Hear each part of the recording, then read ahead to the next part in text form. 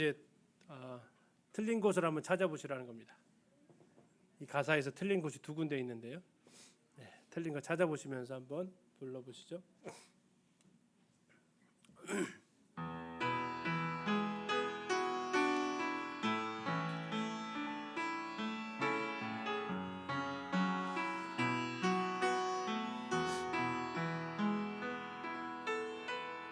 주님께서 쓰시겠다는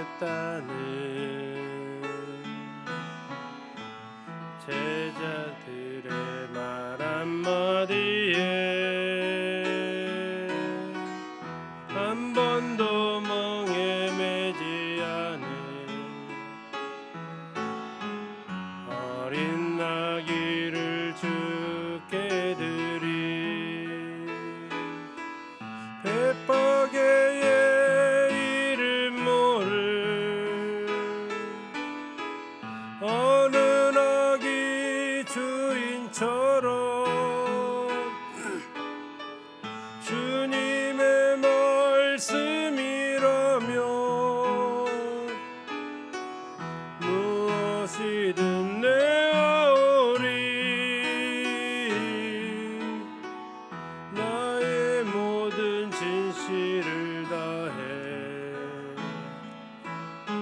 주의 말씀 따르오리니 주님의 겸손함과 온유 나의 마음속에 채우소서 주님 사랑에 감격하여 눈물로 주님 발을 씻고 일생을 정성으로 모은 값진 양유를 주께 부은 갈릴리의 작은 마을 막달라 마리아처럼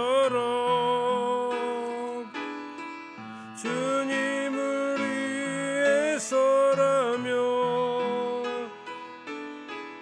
무엇이든 내어오리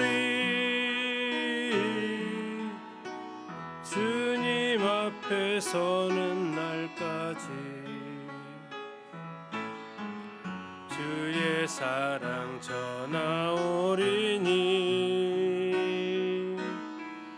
주님의 성령과 사랑을 나의 영혼에 부소서.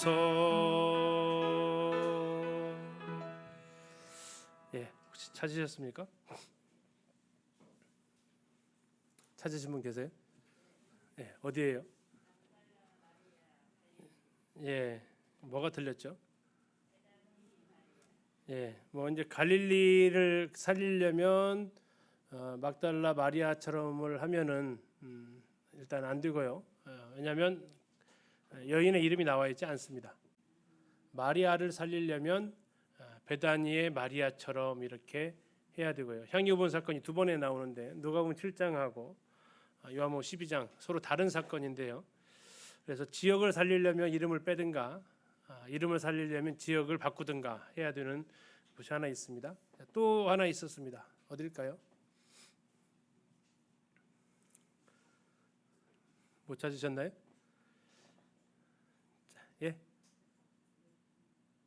뭐라고 하시는 것 같은데.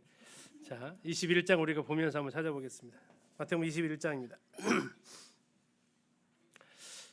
21장 1절입니다. 그들이 예루살렘에 가까이 가서 감람산 벳바게에 이르렀을 때에 예수께서 두 제자를 보내시며 이르시되 너희는 맞은편 마을로 가라. 그리하면 곧 매인 나귀와 나귀 새끼가 함께 있는 것을 보리니 풀어 내게로 끌고 오라. 자, 이걸 잘 보셨으면 이제 틀린 걸 찾으셨어야 됩니다. 그건 맞습니다. 뭘까요? 뭐가 잘못됐을까요? 한 번도 멍이 매지 않은 나귀는 맞습니다. 어린 나귀니까. 자, 이제 문제가 여기가 틀렸죠. 왜 여기가 틀렸습니까? 자, 나귀 주인의 고향이 어디입니까? 여기는 지금 어디라고 그랬어요? 벳바게라고 했습니다. 그렇죠? 자, 21장 1절을 잘 보시면 뭐라고 했습니까? 예수님께서 어디에 이르셨어요? 벳바게에 이르셨습니다. 그랬죠? 그리고 2절에 보니까 어디로 가라고 했어요? 맞은편 마을로 가라고 했습니다. 그러면 이 나귀 주인은 어느 마을 사람일까요? 어쨌든 벳바게는 아니죠. 맞습니까? 이렇게 하면 뭐 이렇게 따졌어 이렇게 얘기하시는 분들이 꼭 계시는데, 가사를 쓰려면 좀 정확히 쓰면 우리가 이렇게 헷갈리진 않는데 성도들이 헷갈려 하니까 좀 얘기를 하는 거죠. 이렇게 가사를 하나 나오면 무조건 이제 그 나귀 주인은 벳바게 사람인데, 그분이 천국 가 있으면 나 그 거기 내 고향 아닌데, 이렇게 할 겁니다. 벳바게에 이르렀을 때에 맞은편 마을로 가라고 했기 때문에 벳바게 이름몰이 아니라 벳바게 맞은편 마을 이렇게 하면 또 가사가 안 된다고 그래요. 또 자꾸. 자, 아무튼 이제 그 노래 가사에 이 부분들이 분명히 있습니다. 그래서 벳바게 주인이 아니고 벳바게에서 맞은편에 있는 마을입니다. 어느 마을인지는 모릅니다. 벳바게 맞은편에 있는 마을 하나를 우리가 알고는 있습니다. 그게 무슨 마을이냐면 나사로와 마리아 마르다의 고향인 베다니입니다. 베다니도 벳바게의 맞은편 마을인데, 그러면 베다니냐? 아니거든요. 왜 아니냐? 그 나중에 다른 복음서에 예수님께서 베다니와 벳바게에 이르렀을 때 이렇게 나옵니다. 이미 이제 베다니를 지나왔기 때문에 예수님께서 깜빡했다, 여기서 나귀 가져가야 되는데, 그것이 아니고 다른 마을이다라는 얘기죠. 우리는 그런데 이름이 밝혀지지 않으면 기어이 그 이름을 찾아내고 싶은 그 욕구들이 또 있는 것 같아요. 그러나 성경적으로 딱 말하면 벳바게의 맞은편 마을에 있었던 그 나귀가 되겠습니다. 자, 이 예수님께서 두 제자를 보내시면서 메인 나귀와 나귀 새끼, 메인 나귀는 다시 말하면 나귀의 어미죠. 어미 나귀하고 다음에 나귀 새끼를 함께 있을 것입니다. 그리고 그것을 풀어서 가져오라고 합니다. 만일 누가 말을 하거든 주가 쓰시겠다 하라 그리하면 즉시 보내리라 하십니다. 자, 그래서 이제 이야기 아시니까 한번 질문 하나 드릴게요. 자, 예수님께서 이 나귀를 타고 성전에 들어가시죠. 성전에서 나귀 입성 끝나고 이 나귀는 어떻게 했을까요? 1번 예수님이 계속 타고 다니셨다. 2번 예수님께서 주인에게 다시 돌려보내셨다. 물론 한 번도 생각 안 해보셨을 것으로 압니다. 저도 한 번도 생각해 본 적 없었습니다. 근데 이 단어의 뜻을 살펴보니까 주님께서 요구하신 것은 잠깐 빌려달라고 하라라는 뜻을 가지고 있습니다. 잠깐 쓰시겠다라는 거죠. 내가 이것을 빼앗아 가겠다, 돈도 지불하지 않고 내가 이걸 가져가겠다라는 뜻이 아니고요. 주님이 잠깐 쓰고 돌려주시겠다 하라라는 그런 의미를 가지고 있는 단어가 이제 여기에 쓰여져 있습니다. 자, 아무튼 우리는 이제 이 유명한 이 벳바게에서 예수님께서 어린 나귀를 타고 예루살렘에 입성하는 건 맞습니다. 자, 잘못된 것은 벳바게에 있는 나귀가 아니고 벳바게의 맞은편에 있는 나귀를 와서 벳바게에서부터 타고 내려가시는 것, 흔히 말하는 이제 기독교의 그 달력에서 말하는 종려주일이라고 하는 그 일은 여기서부터 출발을 하게 되고요. 그래서 지금도 이스라엘에서 종려주일에는 이 벳바게에서부터 종려나무 가지를 들고 예루살렘까지 이렇게 행진하는 일들이 지금도 매년 하고 있습니다. 자, 예수님께서 나귀 새끼를 타신 이유가 우리는 잘 알고 있죠. 무엇이죠? 스가랴서에 나타난 예언을 완성하시기 위함입니다. 스가랴서 9장 9절에서 시온에 따라 크게 기뻐할지어다, 예루살렘에 따라 즐거이 부를지어다. 보라, 내 왕이 내게 임하시나니 그는 공의로우시며 구원을 베푸시며 겸손하여서 나귀를 타시나니 나귀의 작은 것 곧 나귀 새끼니라 라고 예언이 되어져 있었고요. 그 예언은 예수님께서 지금 이제 이 장면에서 성취하시게 되는 겁니다. 그리고 이것은 예언사적 의미에서 굉장히 중요한 사건이 되는데, 그건 다니엘서 9장 25절에서 예수님께서 이제 왕으로 등장하시는 사건이 바로 여기 사건에서 등장을 하게 되는 겁니다. 다니엘서 9장 25절에는 이렇게 나와 있습니다. 그러므로 너는 깨달아 알지니라. 다시 말하면 읽었으면 좀 깨달아라 라는 뜻입니다. 예루살렘을 중건하라는 영이 날 때부터 느헤미야를 통해서 아닥사스다 왕 예루살렘 중건령을 내립니다. 이때부터 기름 부음을 받은 자 곧 왕 예수 그리스도입니다. 왕이 일어나기까지, 그럼 예수님이 태어난 게 아니고 예수님이 왕으로 인정받는 겁니다. 그게 언제입니까? 지금 종려주일에 예수님께서 왕으로 입성하는 이날입니다. 이때까지 7일에와 62일에가 지난다라고 되어져 있어요. 이게 69일에가 지난다라는 거죠. 우리는 이제 마지막 한 일회를 남겨놓고 있고, 그래서 예언사적 의미에서도 이 장면은 굉장히 중요한 장면입니다. 다시요. 하나는 이루어진, 예수님께서 이루신 예언, 메시아가 나귀 타고 오실 것이다. 또 하나, 그 왕으로 오신 분이 이제 다니엘 예언대로 이 순간에 왕으로서 사람들에게 인정을 받으실 것이다 라고 지금 이 두 가지가 한꺼번에 지금 이 장면에서 일어나는 거죠. 자, 그러면서 백성들이 예수님을 맞이하는데 어떠한 나무를 꺾었다고 나옵니까? 무슨 나무를 꺾습니까? 예, 그들이 이제 종려나무를 꺾어서 예수님을 맞이하게 됩니다.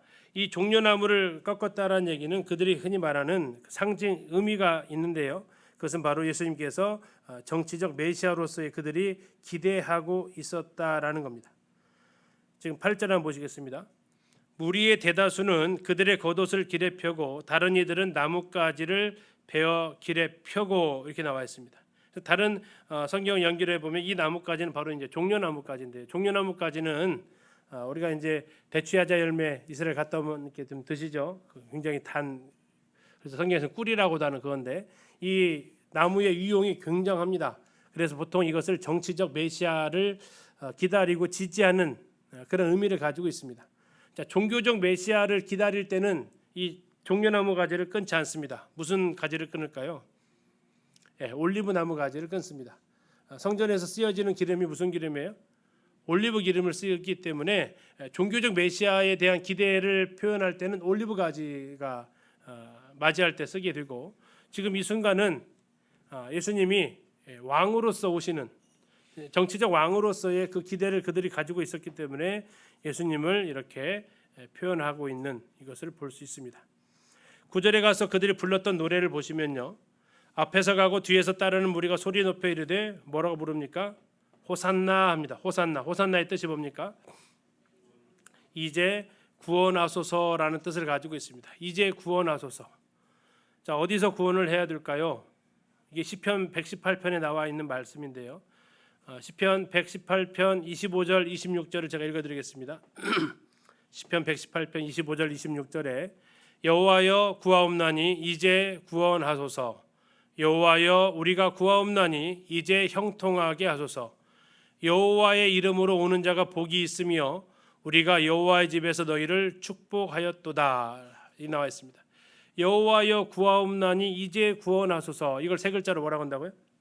호산나라는 겁니다. 호산나. 자, 그래서 호산나 다윗의 자손이라는 얘기는 메시아를 가리켜서 지금 요청하는 거고, 하나님한테 요청했던 것을 지금 예수님한테 요청하고 있는 겁니다. 주의 이름으로 오시는 이여 가장 높은 곳에서 호산나라고 외칩니다. 자, 이것을 사람들이 듣고 이제 소동하게 되고, 이분이 갈릴리 나사렛에서 나온 선지자 예수라는 이야기가 이제 삽시간에 예루살렘에 퍼져가게 됩니다. 자, 그리고 예수님께서 이제 성전 안에 들어가십니다. 12절에 예수께서 성전에 들어가사 성전 안에서 매매하는 모든 사람을 내쫓으신다 이렇게 나와 있는데, 가셔서 제일 먼저 했던 게 뭐라고요? 성전 정화를 하는 거죠. 자, 들어가기 전에 잠시 지도를 잠시 확인 한번 해보겠습니다. 지금 이제 예수님께서 여리고에서 올라오시는 겁니다. 여리고에서 올라오시면 제일 먼저 들리시는 마을이 베다니입니다. 그리고 베다니에서 이렇게 산을 넘어서 거기 높이 올라가시면 벳바게라는 꽤 높은 마을, 베다니보다 상당히 위에 있습니다. 지형적으로. 여기에서 예수님께서 맞은편 마을로 가라 했어요. 어딘지는 모릅니다. 동서남북으로. 자, 거기에서 이제 나귀를 준비하셔서 타고 가시는 겁니다.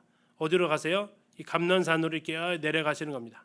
감난산에 가셔서 예수님께서 이제 여기에서 예루살렘으로 입성하는 이 과정을 이제 나귀 타고 예수님께서 가셨다라는 거죠.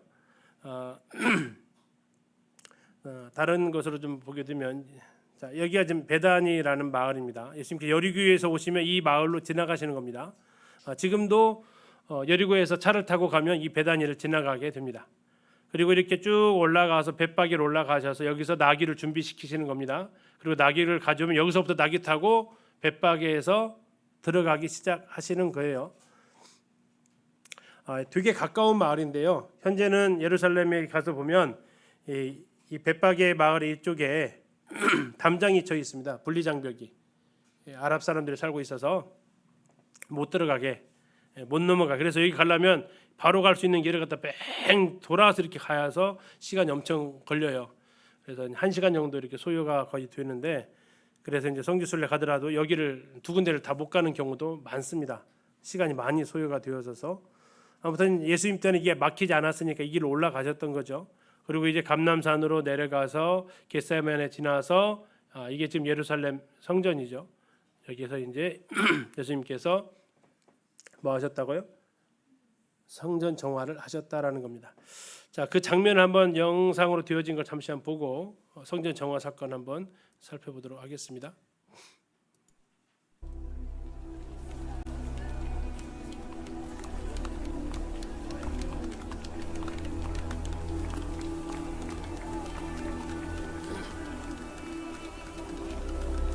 지금 들고 있는 게 무슨 나무라고요? 종려나무 가지라고 합니다. 종려나무 가지, 대추야자 나무 가지입니다. 정치적 메시아를 요구하는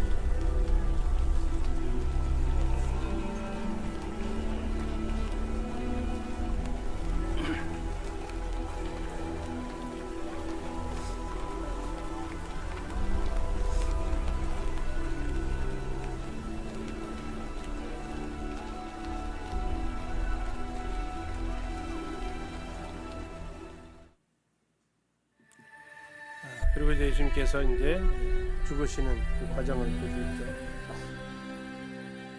이때가 6월절 즈음에 해당이 됩니다. 우리나라 달력으로 하면 3월에서 4월이 바로 이때가 해당이 되는 거죠.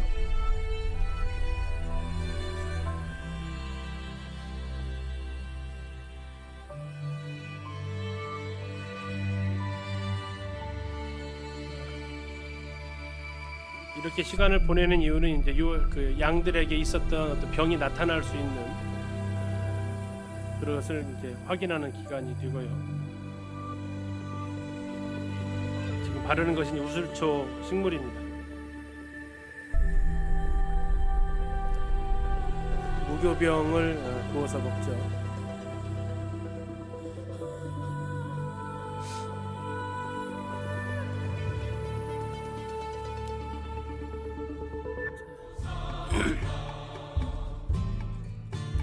그것을 위해서 지금 예수님께서 지금 제자들과 함께 예루살렘을 향해 가셨다라는 겁니다.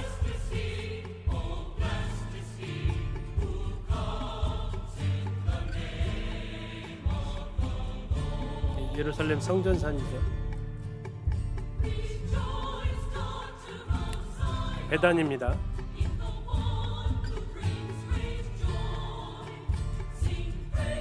마리아 마르다하고 아마 이별하는 장면 같고요. 나사로를 살리셨습니다.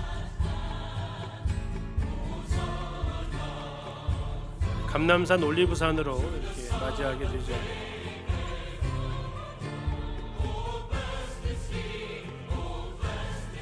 어린 나귀를 타고 입장을 했습니다.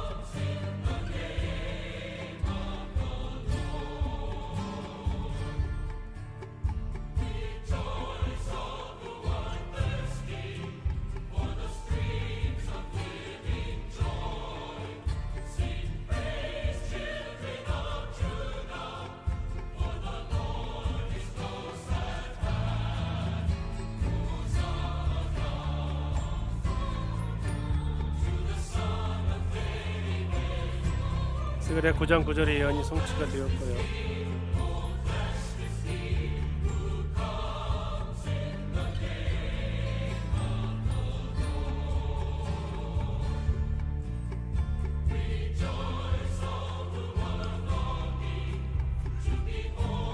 그러나 그들이 기대했던 정치적 메시아가 예수님이 오신 목적이 아니었죠.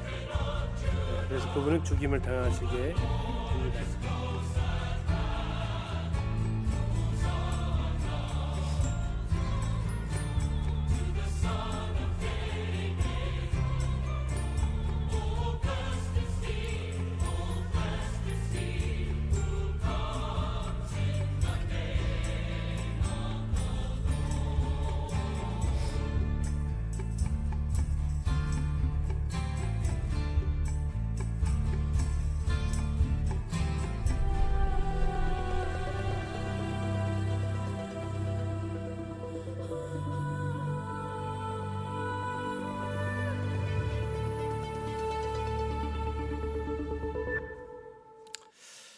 이 예수님께서 세 번의 순환을 예고하시면서 가셨던 그 길이었죠.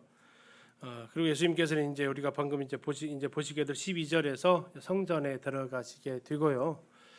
예수님 공생이 시작했을 때 요한복음 2장에서 성전 정화를 하시는데 그 1차 성전 정화라면 이제 두 번째 2차 성전 정화를 하십니다.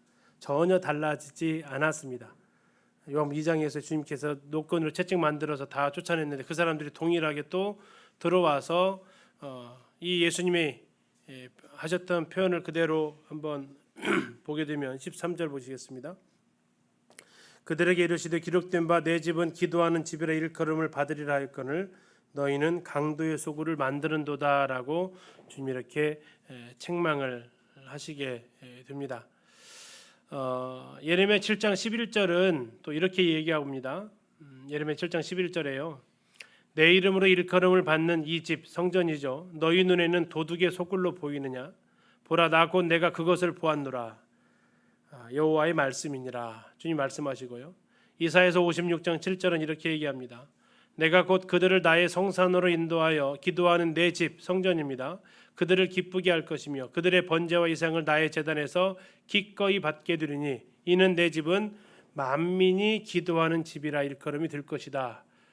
이게 이제 만민의 기도하는 집이었는데 그들은 도둑의 소굴로 만들었던 이 모습이 구약의 이사야와 예레미야를 통해서 하셨던 그 예언이 또 한번 여기에서 성취가 됩니다.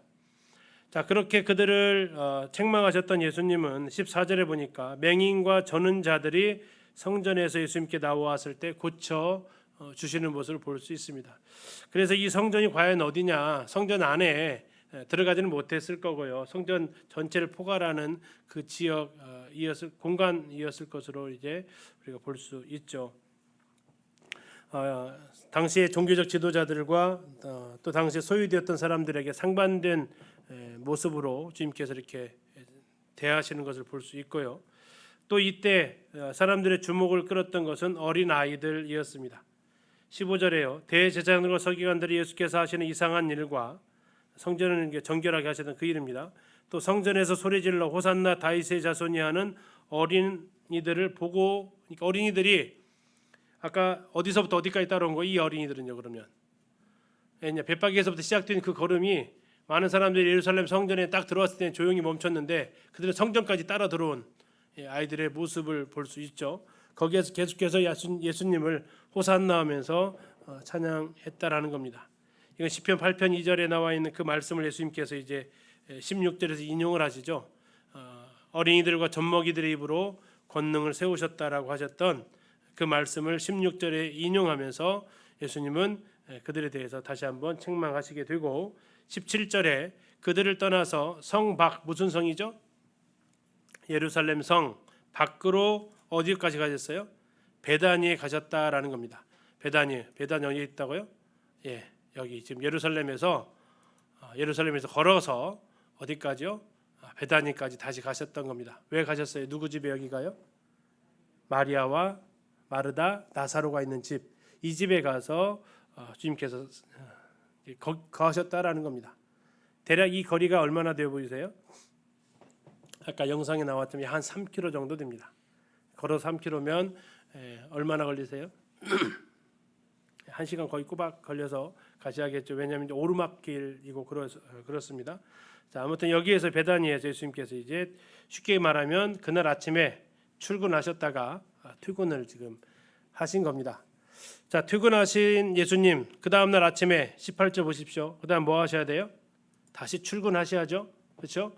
자, 자, 그래서 이른 아침에 성으로 들어오셨어요. 성이 무슨 성이에요? 예루살렘 성입니다. 어디에서 오신 거죠 지금? 베다니에서 오신 겁니다. 이른 아침에 오셨습니다. 아주 일찍 일어나서 오셨어요. 들어오셨을 때 하도 일찍 출발하셔서 그랬는가 식사도 못 하시고 나오셨습니다. 자, 길가에서 뭘 보았습니까? 무화과 나무를 봅니다. 그런데 그리로 가서 뭐밖에 없어요? 잎사귀밖에 없어요. 자, 잎사귀밖에 없고 아무것도 찾지 못하시고 나무에게 이르시되 이제부터 영원토록 네가 열매를 맺지 못하리라 하시니 무화과 나무가 곧 말라버립니다.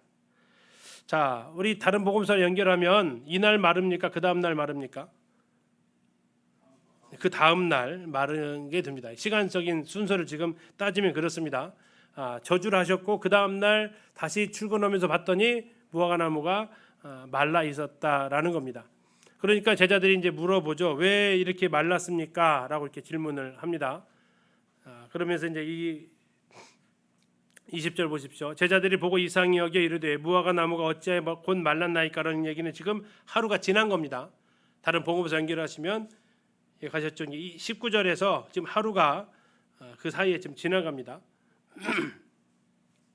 영원토록 네가 열매를 맺지 못하리라 그러고 하루 후 무화과 나무가 말라버립니다.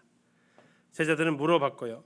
21절입니다. 예수께서 대답하여 이르시되 내가 진실로 너희에게 이르노니 만일 너희가 믿음이 있고 의심하지 아니하면 이 무화과 나무에게 된 이런 일만 할 뿐 아니라 이 산더러 들려 바다에 던져지리라 하여도 될 것이고 너희가 기도할 때 무엇이든지 믿고 구하는 것은 다 받으리라 하셨습니다.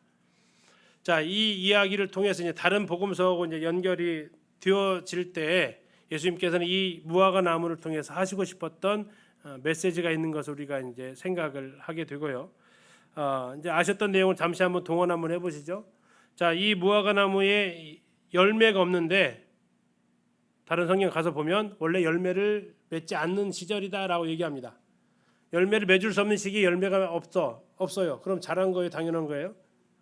당연한 거죠. 근데 저주를 받았단 말이에요. 왜 저주를 받았어요? 이 무화과 열매가 두 가지가 있다라는 거죠. 이 벳바게가 무화과의 집입니다. 파게라는 이 무화과 열매가 있고요. 벳은 집이죠. 이 무화과의 집이 벳바게인데 무화과철이 아닌데 무화과가 열리지 않는 것은 당연한데 왜 예수님 이것을 저주하셨느냐라는 거 생각을 좀 해봐야 되고요. 자, 그래서 이제 그 부분을 우리가 좀 살펴보려고 합니다. 그리고 또 하나는 마태복음에서 예수님께서 무화과의 비유를 배우라라고 이렇게 얘기하십니다. 그러면서 이 무화과는 곧 이스라엘을 가리키기도 합니다. 자, 지금 뭐가 무성했다고 나와 있어요? 잎사귀가 무성합니다. 이건 마치 어제의 모습을 보여줍니다. 어제 그들이 뭐 했습니까? 예수님께 나귀 타고 가셨을 때 환호성을 질렀잖아요. 메시아라고 구원해달라고. 이게 그러나 곧 그들은 나중에 돌변하죠. 4일 후에 그들이 뭐 합니까? 이제 예수님을 죽이라고 선동하는 그 일을 하게 됩니다. 서로 다른 군중입니까? 같은 군중입니까? 같은 군중이란 말이죠. 같은 군중이었어요. 근데 그들이 완전히 달라진 것. 그래서 첫날에 그렇게 종려나무 가지를 들고 맞이하고 겉옷을 길에 폈던 그 모습은 무슨 모습이에요? 가지가 무성한 모습이죠. 마치 무엇이 있을 것처럼 기대하게끔 만드는, 정말로 저들이 메시아를 기다리고 있었고 메시아를 왕으로 모시는구나라는 것을 연상시킬 만한 행동이었어요. 다시 말하면 이 19절 다시 한번 보세요. 길가에서 한 무화과 나무를 보시고 그리로 가셨는데 왜 가셨냐면 잎사귀가 무성했거든요. 다시 말하면 뭔가 있을 것 같았다고요. 근데 가서 봤더니 없는 거죠. 이게 마치 뭐의 모습과 같다고요? 이스라엘의 모습과 같다라는 겁니다. 입술로는 계속해서 하나님을 찬양하면서 그 속에 하나님 메시아를 향한 경외심, 또 메시아를 찾고자 하는 그 마음이 있는 것 같아요. 하는 모습 보면. 근데 가서 내면을 살펴봤더니 있어요, 없어요? 없다라는 겁니다. 열매가 없다라는 거예요. 이것은 하나님의 책망을 받을 만한 일이 되는 거죠. 무화과 나무나 포도나무는 이스라엘의 상징입니다. 그런 부분에 있어서 이 열매가 없었던 이 무화과는 이스라엘의 어떤 모습을 보여주고 있고, 종려주일에 그렇게 예수님을 찬양했던 무성한 무화과 나무처럼 보였던 이스라엘은 실상은 가서 예수님께서 확인했을 때에 열매가 없는, 내실이 없는, 그 마음에는 전혀 변화가 없는, 그 안에는 전혀 회개하지 않는 이스라엘의 이런 모습을 보여주는 그 장면을 볼 수 있고요. 그래서 예수님께서는 이제 책망을 하게 됩니다. 자, 그러면서 이제 문제는 뭐냐? 바로 이제 무화과에 대한 부분인데요. 잠시 그거를 좀 보도록 하겠습니다. 우리 단톡방에다 올려놓은 사진인데요. 이게 지금 보시는 것이 무화과 나무 열매입니다. 좀 먹을만하게 보이시나요? 아직 드시면 안 되죠, 그렇죠? 네. 자, 이 무화과 나무는 이스라엘의 상징이라고 했습니다. 옛적에 내가 이스라엘을 만나기를 광야에서 포도를 만남 같이 했고 너희 조상들을 보기를 무화과 나무에서 처음 맺힌 첫 열매를 봄같이 했다라고 나와 있습니다. 결국 이스라엘을 뭐처럼 봤냐면 포도나무와 무화과 나무처럼 봤다라는 얘기예요. 예레미야에서 이렇게 얘기합니다. 여호와의 말씀이니라 내가 그들을 진멸하리니 포도나무에 포도가 없고 무화과 나무에 무화과가 없을 것이다. 그 잎사귀에 마를 것이다. 이것은 하나님의 심판을 가리키는 겁니다. 자, 무화과는 이스라엘의 상징이라는 거죠. 열매 없는 무화과, 그리고 그것이 이스라엘의 현실이었고요. 그리고 그 모습은 하나님의 심판의 대상이었다라는 겁니다.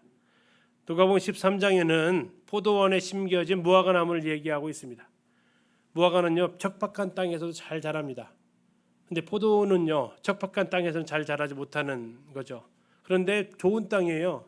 근데 척박한 땅에서도 잘 자라는 무화과를 좋은 땅 포도밭에 심었어요. 그러면 무화과가 어떻게 해야 돼요?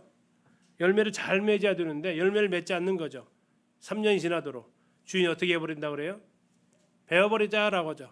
주인이 청지가 와서 한 해만 더 참아달라고 얘기합니다. 자, 그러면서 이제 이 무화과가 곧 이스라엘의 모습인데요. 도대체 지금 우리가 다른 복음서에서 우리 찾아볼 수 있는 왜 무화과 나무를 말려버렸냐? 무화과 때가 아닌데 그 내용에 대해서 영상을 통해서 한번 잠시 살펴보도록 하겠습니다. 질문이죠. 예수님이 왜 때가 안 된 무화과를 저주하셨는가? 예수님이 왜 때가 안 된 무화과를 저주하셨는가? 이것을 해석할 수 있는 포인트는 어디에 있는가? 첫째, 이스라엘의 무화과는 여름 동안 총 5번 열매를 맺는다는 것. 둘째, 각 무화과의 히브리어 단어가 다르다는 데 있습니다. 이스라엘에서 무화과는 긴 겨울 동안 이 앙상한 가지로 있다가 여름, 즉 6월절이 가까워 오면서 작고 올망졸망한 언뜻 봐도 덜 익은 풋 무화과가 맺힙니다. 이걸 뭐라고 하는가? 파게라고 합니다. 파게가 성경에 나올까요? 나옵니다. 바로 벳파게. 벳은 도시, 파게는 첫열매 무화과라는 뜻이죠. 예수님이 이 벳파게에서 낙이 타고 예루살렘에 입성하시잖아요. 파게가 맺히고 시간이 지나면 크고 탐스러운 제대로 된 무화과가 순차적으로 4번 맺힙니다. 이걸 뭐라고 하는가? 테에나라고 하죠. 히브리어의 파게와 테에나를 구별해서 마가복음 11장 본문을 다시 한번 볼까요? 예수님이 찾으신 열매가 왜 파게인가? 바로 이것은 무화과 저주 사건이 벌어진 시간적 배경이 6월절이잖아요. 예수님은 6월절 어린 양으로 돌아가시는데 바로 그 4일 전에 무화과 저주 사건이 벌어졌다고 했죠. 자, 그럼 그 다음에 나오는 이는 무화과의 때가 아님이라의 무화과는 파게일까요? 테에나일까요? 정답은 테에나죠. 저자 마가는 예수님께서 왜 풋 무화과인 파게를 찾을 수밖에 없었는가? 아직 본격적인 여름, 즉 테에나의 시즌이 안 됐기 때문이라고 친절하게 부연 설명하고 있는 거예요. 그리고 나서 예수님은 무화과를 저주하십니다. 왜요? 바로 이 무화과는 파게를 맺어야 될 때에 파게를 맺지 못한 거예요. 그럼 시간이 지나면 테에나가 맺힐까요? 아니죠. 결국 이 나무는 파게를 맺어야 될 때에 파게를 맺지 못했고 시간이 지나도 결코 테에나를 맺지 못한다. 그래서 예수님이 저주하셨다는 것입니다. 예, 아셨죠? 그래서 그 무화과 열매가 이제 2가지 종류가 있다라는 거고, 예수님께서 이때가 6월절 즈음이었기 때문에 무슨 열매가 맺혀 있어야 돼요? 파괴가 있어야 되는데 가서 봤더니 잎사귀만 있고 파괴가 없었다라는 거죠. 그럼 시간이 지나면 저절로 태에나가 맺힌다? 그것이 아니죠. 그래서 이것은 더 이상 시간이 지나도 열매 맺을 수 없기 때문에 예수님께서 저주를 한 것이 됩니다. 이게 바로 어디의 모습이라고요? 이스라엘의 모습이다라는 것을 볼 수 있습니다. 자, 그리고 이제 23절부터 32절까지는 예수님과 사람들의 이제 논쟁이 나오는데요. 1차 논쟁은 예수님의 권위에 대한 논쟁입니다. 예수님께서 오셔서 그들의 권위를 무너뜨리는 행동을 합니다. 성전에서의 그 성전 정결 운동은 그들에게 정말 아픈 부분을 건드린 거죠. 왜냐하면 성전에서 그렇게 했는데도 그들이 잘못된 행동을 묵인해왔고 또는 돈을 주면서 그런 것들을 용인했기 때문에 예수님의 저 행동에 대해서 제재할 수 없었고요. 그러나 거기에 대해서 그들은 그냥 넘어갈 수만 없었습니다. 그래서 그들이 예수님께 와서 했던 질문이 뭡니까? 23절입니다. 예수께서 성전에 들어가 가르치실새 대제사장들과 백성의 장로들이 나와 이르되 네가 무슨 권위로 이런 일을 하느냐? 이런 일은 무슨 일일까? 이런 일. 어제 있었던 그 일들, 또 성전에서 가르치는 이 행위들, 이것을 지금 얘기를 합니다. 예수님은 질문에는 질문으로 대답하십니다.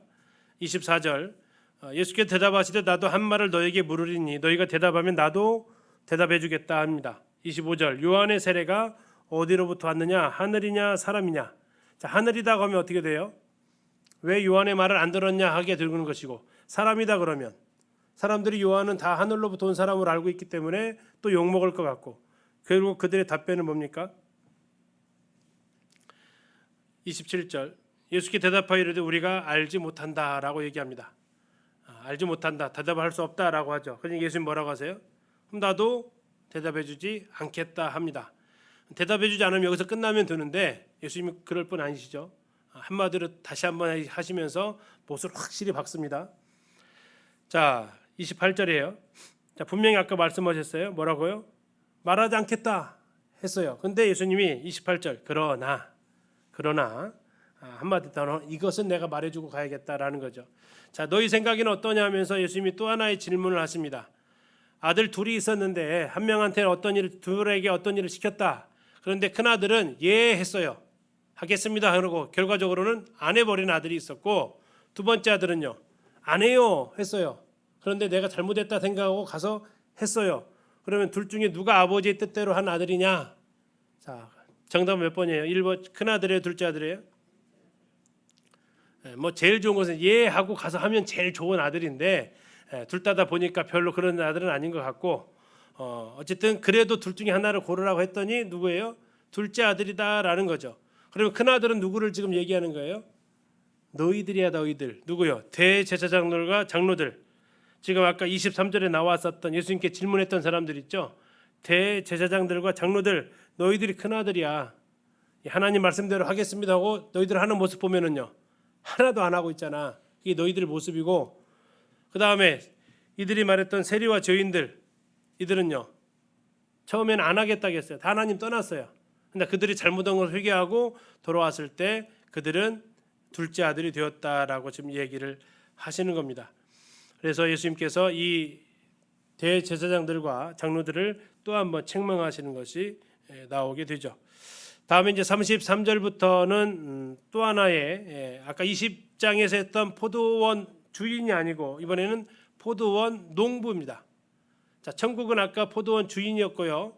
20장에서는 여기 21장에 나오는 것은 농부들입니다. 일하는 사람들.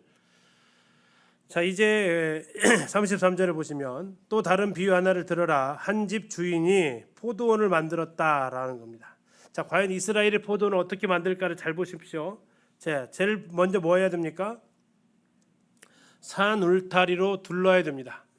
여기도 만만치 않은 것 같습니다. 제일 먼저 뭐부터 했어요? 울타리부터 쳤어요. 남아공 뭐부터 했대요? 집 지을 때? 남아공도 울타리부터 담부터 쳤다고 하잖아요. 여기도 지금 그렇게 먼저 하시네요. 두 번째 뭐 했어요? 즙 짜는 틀을 만들었답니다. 여기는 이제 발로 밟는 거죠. 즙 짜는 겁니다. 짠다라는 것이 뭐 우리처럼 이렇게 헝겊에다 짜는 그런 짜는 게 아니고 발로 밟는 겁니다. 그다음에 뭘 만들었습니까? 망대를 짓습니다. 왜 망대를 지었을까요? 이 포도원을 하는 여우들도 있고 여기에 대해서 이제 지키는 거죠. 마치 우리나라로 말하면 원두막 같은 그런 망대가 있습니다. 그다음에 또 뭘 만들었습니까? 망대를 짓고 이번에는 농부들한테 새를 주었습니다. 그리고 타국으로 갔다라고 나옵니다. 나사렛에 가면 나사렛 빌리지라는 데가 있습니다. 유대인들이 복음을 전하기 위해서 예수님 당시에 그 모습을 그대로 한 건데요. 나중에 알고 봤더니 이 나사렛 빌리지를 운영하시는 분들이 우리 모임 형제님들, 자매님들이 여기를 운영하고 계세요. 그래서 이제 가서 이제 기회가 되면 이 형제님들, 자매님들을 좀 만나 뵙고 인사를 좀 하려고 하는데, 얼마 전에 갔다 오신 분들 그 사진에 보니까 지난번에 갔던 분들이 그대로 계시더라고요. 처음에 갔을 때는 그분들인지 몰랐는데 나중에 이현웅 형님 통해서 듣기로 이분들이 바로 이스라엘에 있는 브레드린이다라고 얘기를 해주시더라고요. 기회가 되면 이제 뵈러 가려고 합니다. 자, 거기에 이제 포도원이 이렇게 나와 있어요. 마태복음 23장을 그대로 옮겨놓은 포도원이에요. 제일 먼저 뭐 했다겠어요? 울타리 둘렀다겠죠. 울타리 이렇게 두릅니다. 돌로 울타리를 두릅니다. 혹시 울타리 생각할 때 쌀인문 울타리 생각하지 않으셨어요? 여기 이렇게 두릅니다. 울타리 담으로 이렇게 담을 쳤다라고 생각하시면 됩니다. 두 번째 뭐 하셨대요? 즙뜨는 탈을 만들었다겠죠. 이게 포도 즙자는 틀입니다. 여기서 이제 발로 밟는 겁니다. 발로 밟는 거. 그 다음에 세 번째 뭘 만들었어요? 망대. 위에 망대 있습니다. 망대. 여기 이렇게 망대가 이렇게 있어서 여기에서 이제 쉬면서 또 동물들 오면 쫓아내고 이제 그런 일들을 하는 거죠. 그리고 그 위에 포도원이 있습니다. 이 포도원이 이렇게 쭉 있는 거예요. 여기서 포도 따가지고 포도원 울타리 이렇게 있고 포도원을 지키는 망대가 있고 그 밑에 이렇게 이제 포도 즙 뜨는 틀이 있습니다. 자, 즙 뜨는 틀은 이렇게 생겼습니다. 그래서 이제 포도를 이렇게 부으면 신발 신지 않겠죠. 왜 이렇게 발로 밟을까요? 올리브는 발로 안 밟습니다. 뭘로 해요?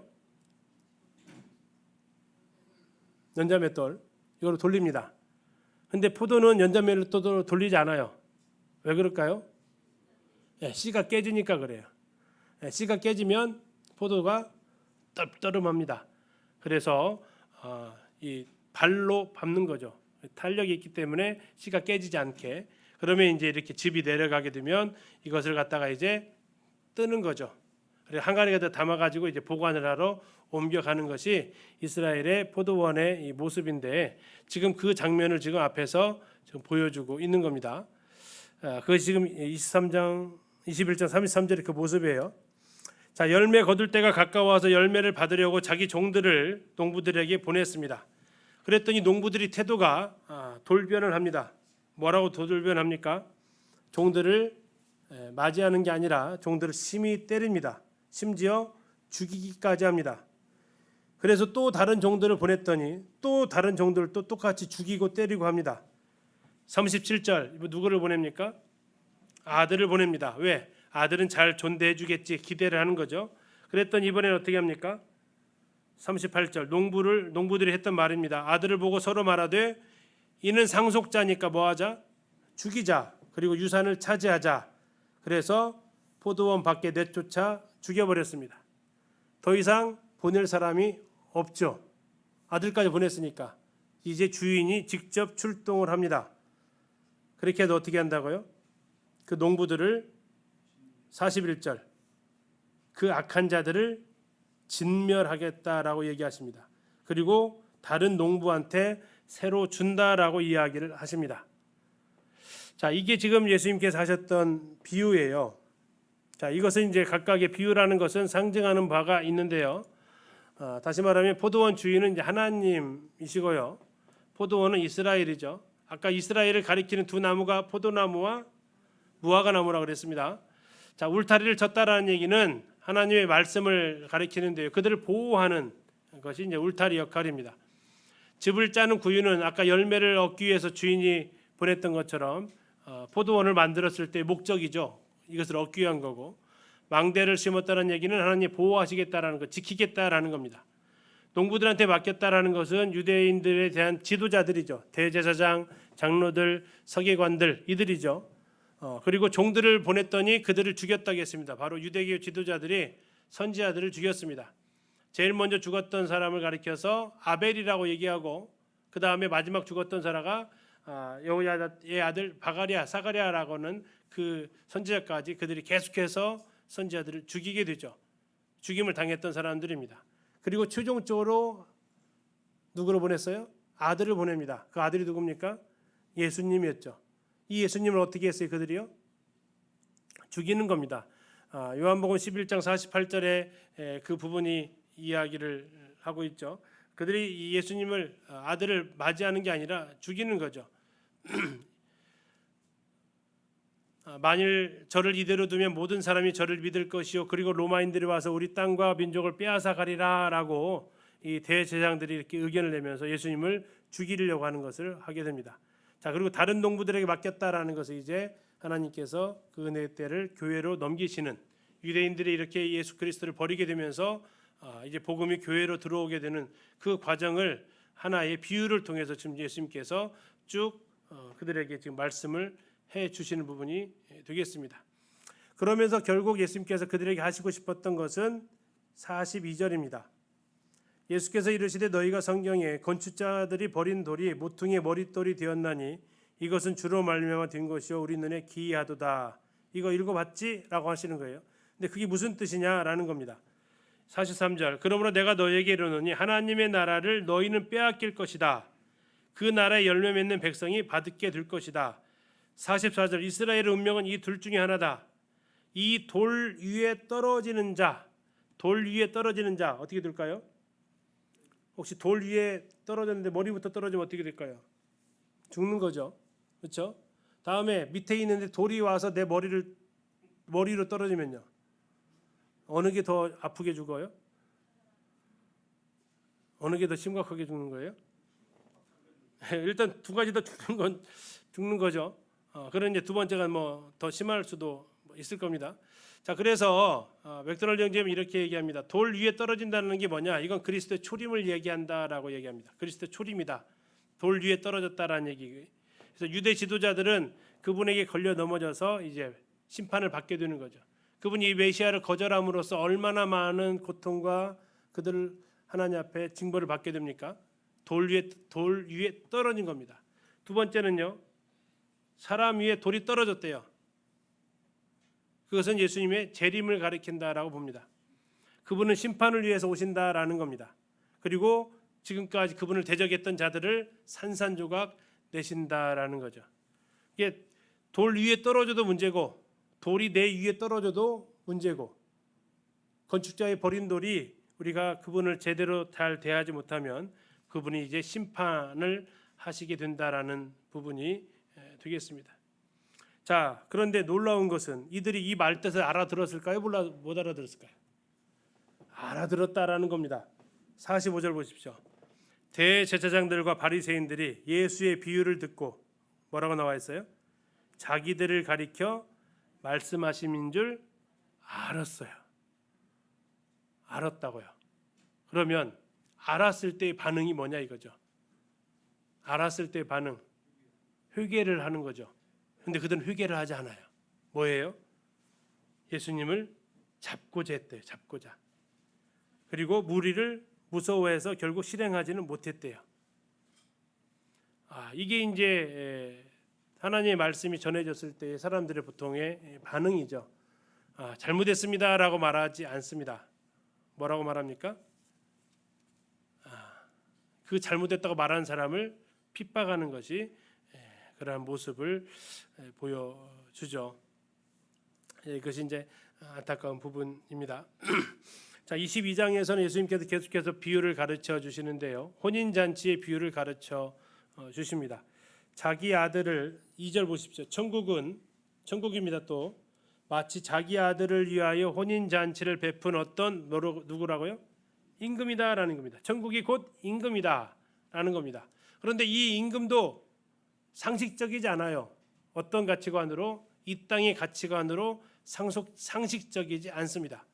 자, 이 임금이 잔치를 베풀었으면 3절입니다. 그 종들을 보내어서 청한 사람들을 초청을 하게 되겠죠. 그러면 왕이 불렀으면 와요, 안 와요? 안 가세요? 가야죠. 가야죠. 그런데 3절 보세요. 뭐라고 했어요? 오기를 싫어했어요. 자, 이건 상식적이지 않은 모습이죠. 그죠? 유정자가 오라고 하면 보통 가는 게 상식입니다. 근데 이 지금 왕을 원하지 않죠. 안 갔다는 얘기는 뭐예요? 네, 나는 당신을 왕으로 인정하지 않는 행동을 지금 한 거라고요. 자, 4절 다시 다른 종들을 보내며 이르되 청한 사람들에 이르되 내가 오찬을 준비하듯 나의 소와 살찌는 짐승을 잡고 모든 것을 갖추었으니 혼인잔치 오소서 하라 하였더니 5절 돌아보지도 않고 밭으로 사업하러 했고요. 6절 더 심합니다.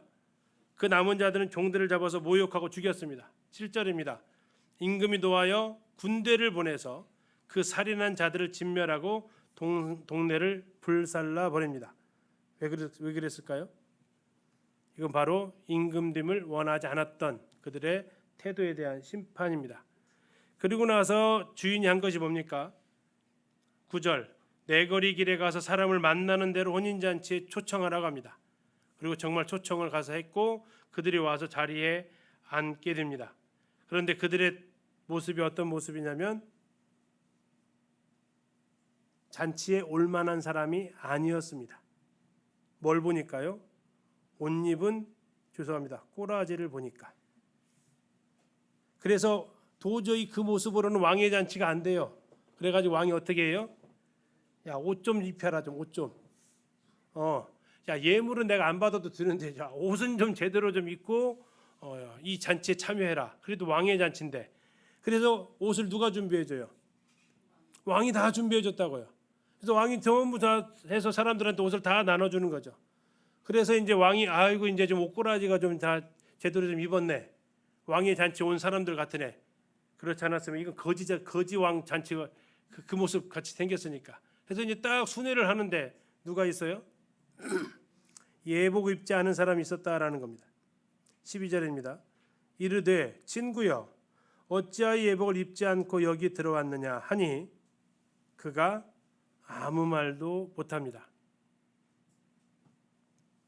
자, 임금이 예복 입고 오라고 안 했잖아요. 그냥 있는 모습 그대로 오라고 했어요. 오면 뭐 한다고? 내가 예복을 주겠다고. 그럼에도 불구하고 예복을 안 입었어요.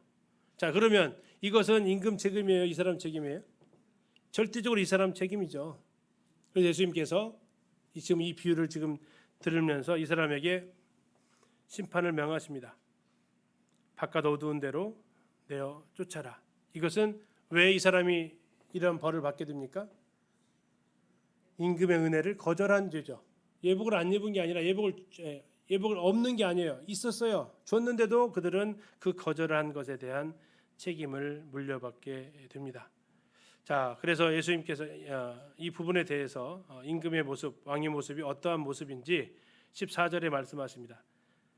청함을 받은 자는 많되 택함을 입은 자는 적다라는 겁니다. 이건 마치 좁은 문과 좁은 길을 우리가 생각해 보는 장면이 되겠죠.